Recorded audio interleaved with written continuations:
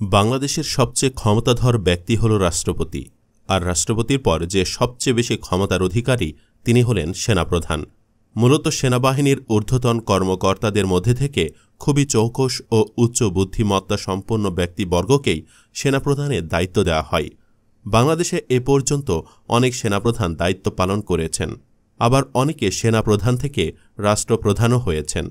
সেনাপ্রধান কিংবা সেনাবাহিনী প্রধান হলেন বাংলাদেশ সেনাবাহিনীর পেশাগত প্রধান কর্মকর্তা।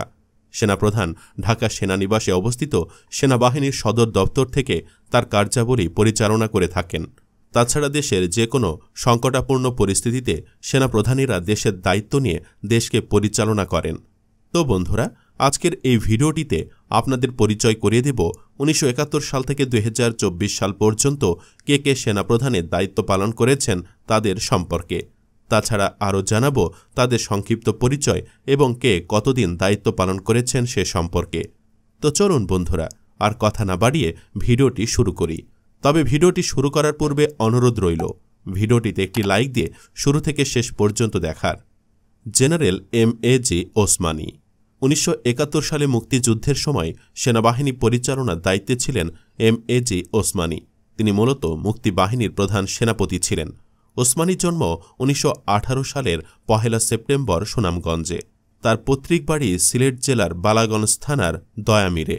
এম.এ.জি. ওসমানী ক্যান্সারে আক্রান্ত হয়ে চিকিৎসার্থে লন্ডন থাকাকালীন ১৯৮৪ সালের ১৬ ফেব্রুয়ারি মৃত্যুবরণ করেন। পরে তাকে পূর্ণ সামরিক মর্যাদায় সিলেটের হজরত শাহজালাল মাজারে সমাহিত করা হয়। মেজর জেনারেল মোহাম্মদ আব্দুর রব মূলত আব্দুর রব স্বাধীন বাংলাদেশের প্রথম সেনাপ্রধান ছিলেন না। তাকে ১৯৭১ সালে মুক্তিবাহিনীর চিফ অব স্টাফ হিসাবে নিয়োগ দেওয়া হয়েছিল।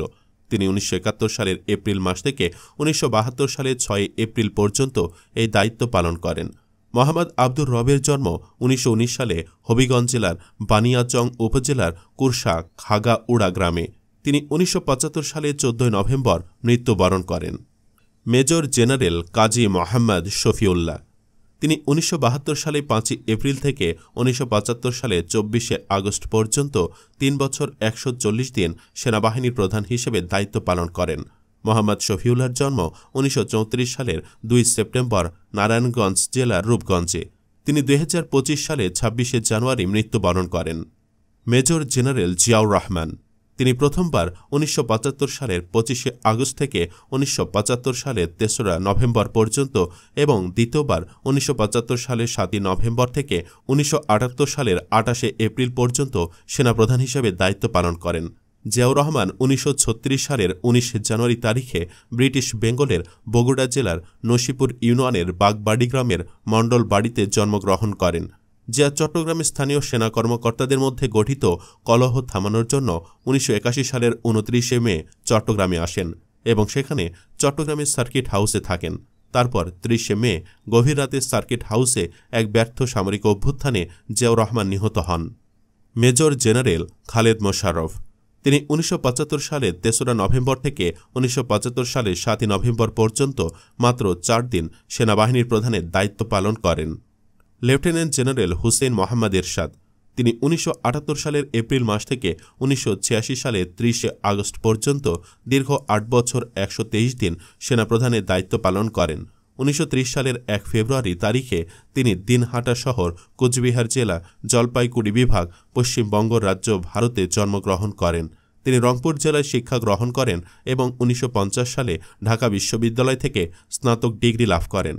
তিনি ২০১৯ সালের ১৪ জুলাই সকাল ৭:৪৫ ঢাকার সম্মিলিত সামরিক হাসপাতালে মৃত্যুবরণ করেন। লেফটেন্যান্ট জেনারেল মোহাম্মদ আতিকুর রহমান তিনি ১৯৮৬ সালের ১ সেপ্টেম্বর থেকে ১৯৯০ সালের ৩০ আগস্ট পর্যন্ত সেনাবাহিনীর প্রধান ছিলেন। মোহাম্মদ আতিকুর রহমান ১ সেপ্টেম্বর ১৯৩১ সালে তৎকালীন ব্রিটিশ ভারতের মুর্শিদাবাদ জেলার খারেরা গ্রামে জন্মগ্রহণ করেন। তিনি ২০২৩ সালের ২০ ডিসেম্বর ৯২ বছর বয়সে মারা যান। লেফটেন্যান্ট জেনারেল নুরুদ্দিন খান ১৯৯০ সালের ৩১ আগস্ট থেকে ১৯৯৪ সালের ৩০ আগস্ট পর্যন্ত সেনাপ্রধানের দায়িত্ব পালন করেন। তিনি নরসিংদী জেলায় জন্মগ্রহণ করেন। লেফটেন্যান্ট জেনারেল আবু সালে মোহাম্মদ নাসিম তিনি ১৯৯৪ সালের ৩১ আগস্ট থেকে ১৯৯৬ সালের ১৯ মে পর্যন্ত বাংলাদেশ সেনাবাহিনীর প্রধান হিসেবে দায়িত্ব পালন করেন। আবু সালেহ মোহাম্মদ নাসিম ১৯৪৬ সালে তৎকালীন ঢাকা জেলার মুন্সিগঞ্জে জন্মগ্রহণ করেন। লেফটেন্যান্ট জেনারেল মোহাম্মদ মাহবুবুর রহমান ১৯৯৬ সালের ২০ মে থেকে ১৯৯৭ সালের ২৩ ডিসেম্বর পর্যন্ত বাংলাদেশের সেনাপ্রধান ছিলেন। মাহবুবুর রহমান দিনাজপুর জেলার বিরল উপজেলার জগৎপুর গ্রামে জন্মগ্রহণ করেন। জেনারেল মুস্তাফিজুর রহমান তিনি ১৯৯৭ সালে ২৪ ডিসেম্বর থেকে ২০০০ সালের ২৩ ডিসেম্বর পর্যন্ত ৩ বছর বাংলাদেশ সেনাবাহিনীর প্রধান হিসেবে দায়িত্ব পালন করেছেন। মোহাম্মদ মুস্তাফিজুর রহমানের জন্ম ১৯৪১ সালের ২০ জানুয়ারি রংপুর সিটি কর্পোরেশনের অন্তর্ভুক্ত ধাপ এলাকায়। তিনি ২০০৮ সালের ৩রা আগস্ট মৃত্যুবরণ করেন। Lieutenant general M Harunur Rashid তিনি ২০০০ সালের ২৪ ডিসেম্বর থেকে ২০০২ সালের ১৫ জুন পর্যন্ত বাংলাদেশ সেনাবাহিনীর প্রধান হিসেবে দায়িত্ব পালন করেন। এম হারুনুর রশিদ ১৫ ফেব্রুয়ারি ১৯৪৮ সালে চট্টগ্রাম জেলার হাটহাজারীর ধলই ইউনিয়নের কাটিরহাট গ্রামে জন্মগ্রহণ করেন। লেফটেন্যান্ট জেনারেল হাসান মসহুদ চৌধুরী তিনি ২০০২ সালের ১৬ জুন থেকে ২০০৫ সালের ১৫ জুন পর্যন্ত বাংলাদেশের সেনাপ্রধানের দায়িত্ব পালন করেছেন। হাসান মসহুদ চৌধুরীর জন্ম সিলেট জেলার গোপালগঞ্জ উপজেলার কানিশাইল গ্রামে ১১ সেপ্টেম্বর ১৯৪৮ সালে। তিনি চাকরি থেকে অবসর গ্রহণের পর মন্ত্রী পদমর্যাদায় দুর্নীতি দমন কমিশনের চেয়ারম্যান হিসেবে দায়িত্ব পালন করেন। জেনারেল মঈনুদ্দিন আহমেদ তিনি ২০০৫ সালের ১৫ জুন থেকে ২০০৯ সালের ১৫ জুন পর্যন্ত বাংলাদেশ সেনাবাহিনীর প্রধান ছিলেন। মঈনুদ্দিন আহমেদ ১৯৫৩ সালের ২১ জানুয়ারি নোয়াখালী জেলার বেগমগঞ্জে জন্মগ্রহণ করেন। জেনারেল আব্দুল মুবিন তিনি ২০০৯ সালের ১৬ জুন হতে ২০১২ সালের ২৫ জুন পর্যন্ত সেনাপ্রধান হিসেবে দায়িত্ব পালন করেন। জেনারেল আব্দুল মুবিন চট্টগ্রামে ১৯৫৫ সালে জন্মগ্রহণ করেন।